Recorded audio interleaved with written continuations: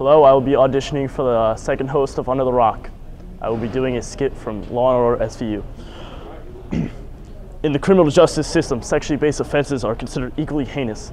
In New York City, the dedicated detectives who investigate these vicious felonies are members of an elite squad known as the Special Victims Unit. These are their stories. Boom, boom. Looks like he hung himself by his belt. Classic case of suicide. Yeah, what are you doing here? I'm almost done. Looks like in this economy, everybody's tightening their belts. Boom, boom, chicka, chicka, boom. Yeah, this is for Under the Rock. I don't know if you're cut out to be here, man. Under the That was great, but what would you do for the intro to the show? My intro? Yeah. Live from Glen Rock, it's Under the Rock!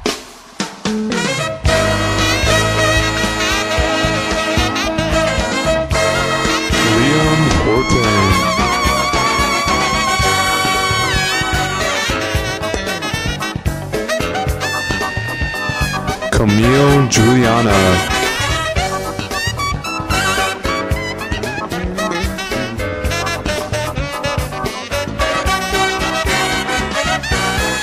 Connor Smith.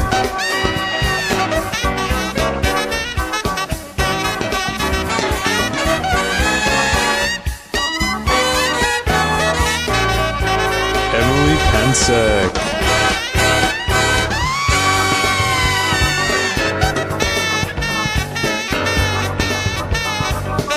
And your hosts, Sergio Galvez and Josh Sora. Man, it feels great to be here. I'm your new host, Josh Sora, and Harambe is still dead. And I'm Sergio Galvez. We got a great show for you guys today. I'm actually lucky I made it back for the show since I just got back from the Model UN trip in Philadelphia. How was that? Okay, well, I didn't actually go, but I wish I did because it looked like a great time. My leg! You alright? Yeah, I just hurt my leg during basketball season. It hasn't healed yet. Ouch. Sports injuries are the worst. Let's take a deeper look at what it's like to get injured while playing a sport in this segment by Zach Riley. In the United States, 30 million children and teens participate in some sort of organized sport that causes 3.5 million injuries each year. High school football has become an ongoing topic to worry about because of serious injuries. With millions of students putting their body on the line, how far will they go to push the limits on their injuries and to keep themselves in the game? Jimmy Martin is a junior attending Glen Rock High School and participating in 3 sports throughout the school year, such as football, wrestling, and track. This past football season, Jimmy started for the offensive line and was determined to help the team make the playoffs and hopefully go on the run to the States. I wrestle and I throw in track and field. Yes, I have thought about the risks of injury with multiple sports, but it's never been like a great concern considering that I love playing all my sports and I do anything to play all my sports. Glen Rock football ended up losing in the first round of the playoffs to Mawa. Was the risk worth the reward? I broke my hand right above below my knuckle during the New Milford game. The first goal line stand going into half against New Milford. I don't know exactly how I broke my hand, but I think I hit someone's helmet with my hand and it hurt a lot, but then they wouldn't hurry up, so I had to play the next play anyway, and then I played the rest of the game with a broken hand. The first time I went to the doctor, it was in Brick, New Jersey, and the doctor was friends of my mom from college. Yes, I didn't tell my coach, I didn't tell my trainer, I didn't tell anyone, except for maybe a couple players, but that's about it. The first game back with the cast, I only played like the first 5 plays, maybe 3, because third play-in, my cast actually fell off, and I was really mad. I kind of stormed off to the sidelines. I think there's more constant contact as a lineman, so I think I endure more blows in general, so yes, but that causes a concussion. since like we're not running full steam usually at each other, I don't think it could cause a concussion. It definitely can cause a concussion, but not as likely as some of the other hits that other people endure. Yes, I think the risk was worth it to me at least, because me as a player, I don't want to let down my team, and for me going into the next season, proving to myself I could compete at a higher level and better teams, I think that's more important than conserving myself for the next season. I have plenty of time in the off season to get better.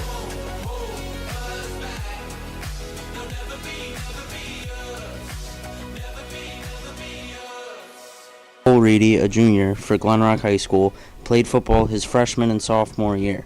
He ended up quitting because of an injury that he sustained to his knee. Yeah, I'm a little upset because I, stopped playing because of an injury. I wanted to continue, but it just seemed like the right time to stop if I was ever going to. Both my parents supported my decision. They knew that my knee had been bothering me and really hadn't gotten better whatsoever. And then because when I was recovering, it re-hurt itself, and I had shooting pains through my calf and thigh, so I couldn't really continue even when I thought I was going to be able to for the rest of the season. So they after them noticing that, they were a little upset because I had put in so many years playing, but they knew it was probably for the best for me to not continue. I mean, everything's been changed. A lot of sports have been difficult to play. Like currently I'm throwing shot put during track, and I have the tendonitis has affected me severely because I couldn't throw in nationals or any form of event. Finally, in the sport of hockey, there is always a chance of a big hit and a problematic injury to come, even if you're not ready for it.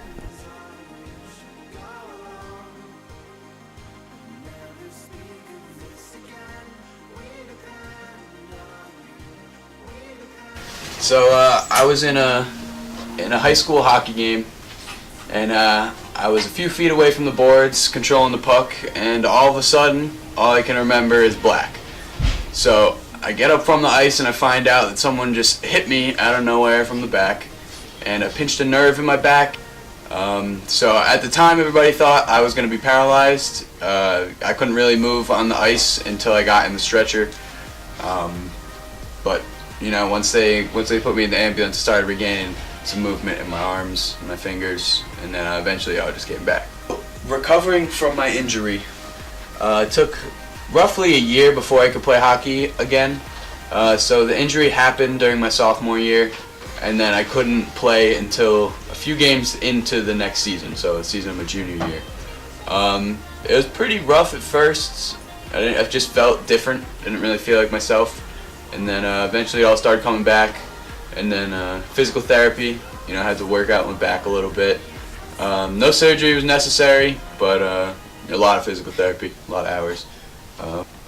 Yeah, actually, this past year in a lacrosse game, I got baseball bat swung at in the head. My helmet really didn't do too much protecting of my skull. So no bones broke or anything, but I got a concussion and was feeling a little woozy.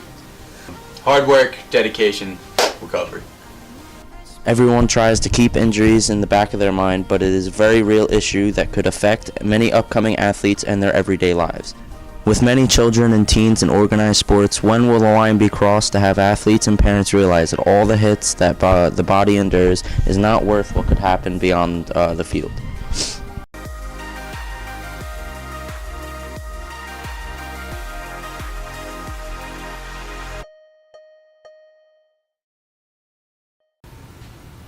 My leg's feeling better already.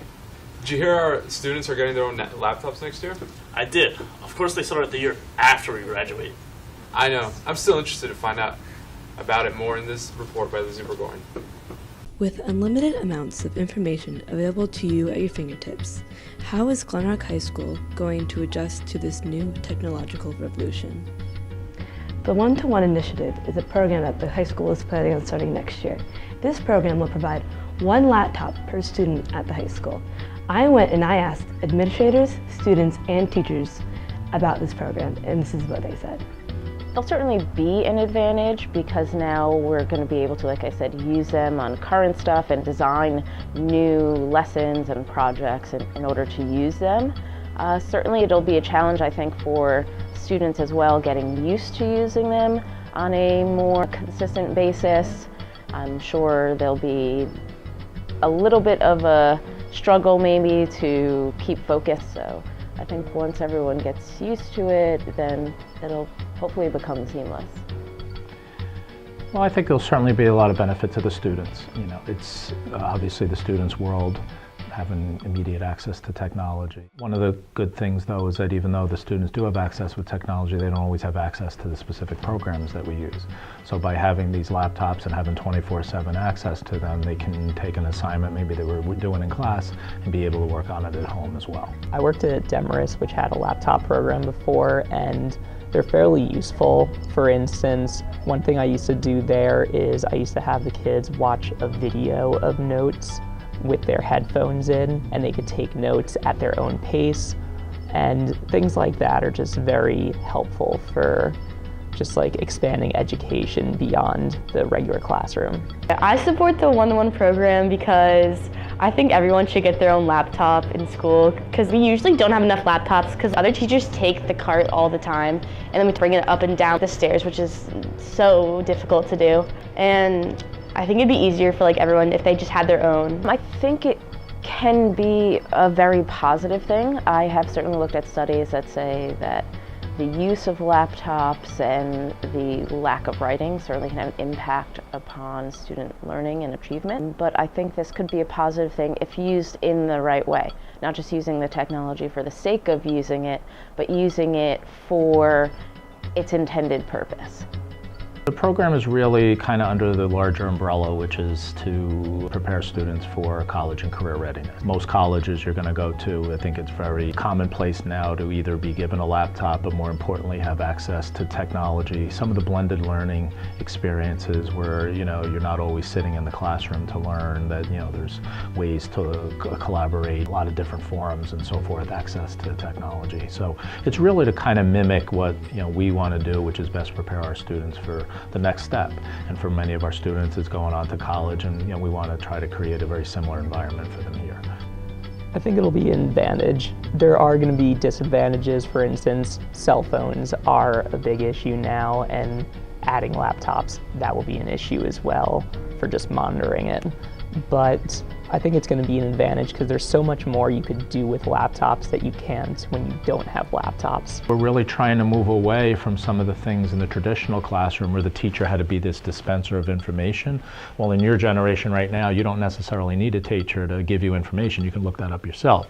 You need the teacher to kind of facilitate learning, create learning opportunities where you can apply what you learned. So, you know, certainly it'll be used differently in different classes, and I think the different access to software. In some of our art classes, I think the idea of video editing, video photos, things of that, but certainly even in a business classroom running some simulations, in science classroom, again, running some virtual type labs. It can be done in lots of different ways. I think it's going to be a transition for everyone. Certainly the faculty in changing of lessons, but I think students as well, getting used to using them and charging them and, you know, making sure they're functional and remembering to bring them. It's going to be an adjustment period for everyone. Our hopes that we'll launch this program in September. Initially, we had hoped that we would actually have started it this past September. We had a lot of things in place, but unfortunately, some financial concerns and some changes in the board philosophy and so forth kind of delayed this for a year, but we're very hopeful that we'll launch this in September. This program offers many advantages that students and teachers are excited to exploit in the future. Man, I wish I was coming back to high school next year. No, you don't. Yeah, you're right. I mean, I'm gonna miss it, but I'm excited to live it up in college next year. I will always be a panther at heart. Speaking of animals, if you could be one animal, which would you be? Let me think about that. In the meantime, let's enjoy Matt Caputa's survey about people and their spirit animals. Okay, so we're here with a janitor of Glen Rock High School. Now, what animal would you be in the afterlife? A lion. A lion. Now, why would you be a lion? It's the king of the jungle. Okay, now can you make a noise of a lion? Thank you. What animal would you be in the afterlife? Kinkajou. A what? A kinkajou. Could you describe a kinkajou? It's like a chinchilla and a flying squirrel. Look it up. Make a noise of this kinkajou. There's no such thing. Well, try and make a noise of it. What if it was a thing? What noise would it have? No, it is a thing, but I don't know the noise. Try. I don't know. It's like a mouse rat noise. So picture like insert a mouse rat noise right there. So, what animal would you be in the afterlife? I guess I would probably be a cheetah, so I could run really fast. Can you make a noise of a cheetah? No, I can't. Okay, so we're here with Miss Perry. What animal would you be in the afterlife? A dolphin. Why a dolphin? Because dolphins are the best animals. And they get to stay in the ocean all day. And they fight off sharks. And they're still mammals, and I just like them. Make a noise of a dolphin. No. Thank you, Miss. Okay, so we're here with Shawnee again. What animal would you be in the afterlife? Pig. Why a pig? I don't know. It's pink. Make a noise of a pig. Oink. Thank you, Shawnee again. So, what animal would you be in the afterlife? Good question.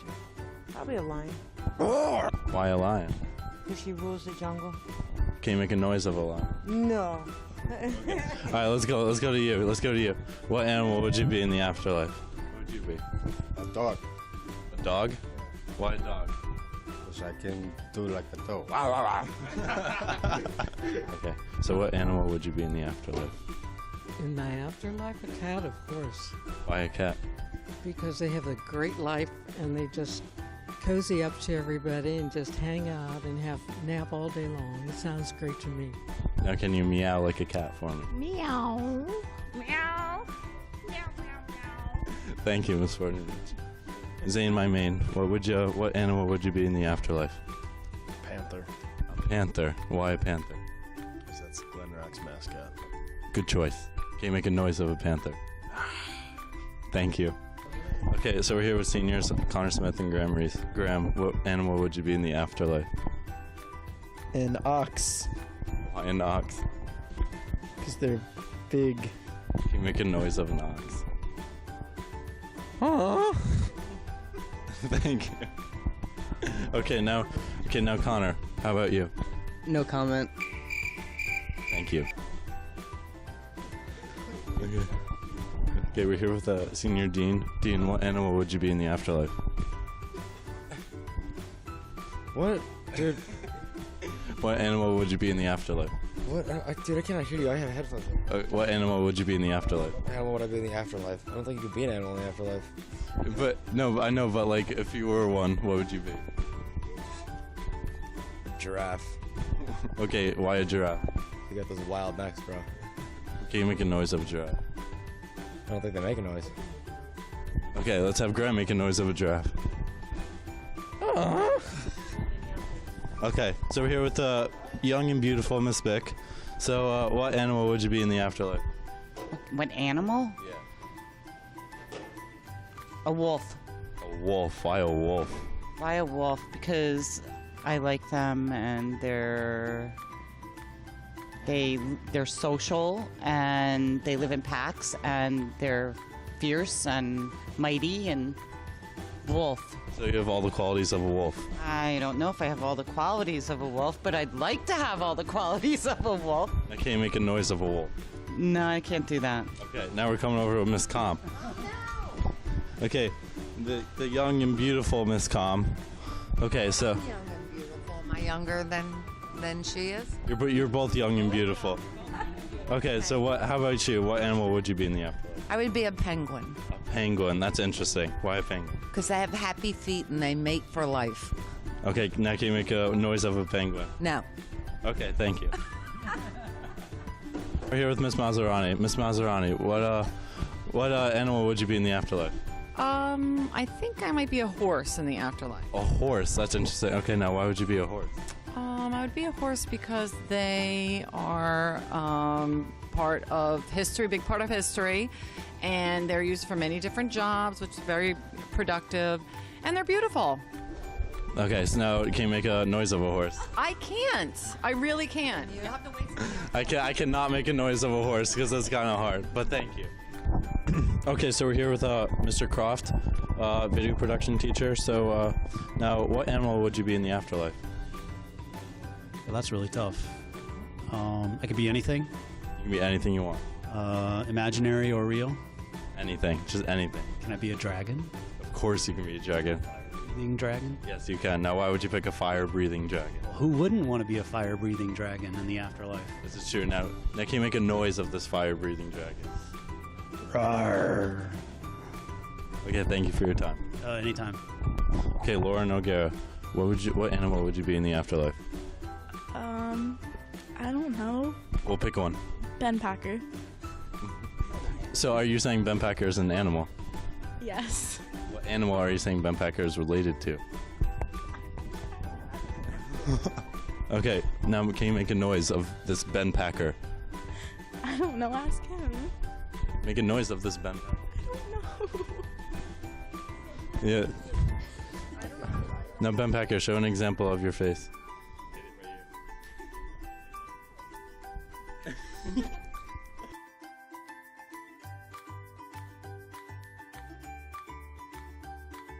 Well, that about does it from all of us here at Under the Rock. I'm still Sergio. And I'm not Josh anymore. Thanks for watching.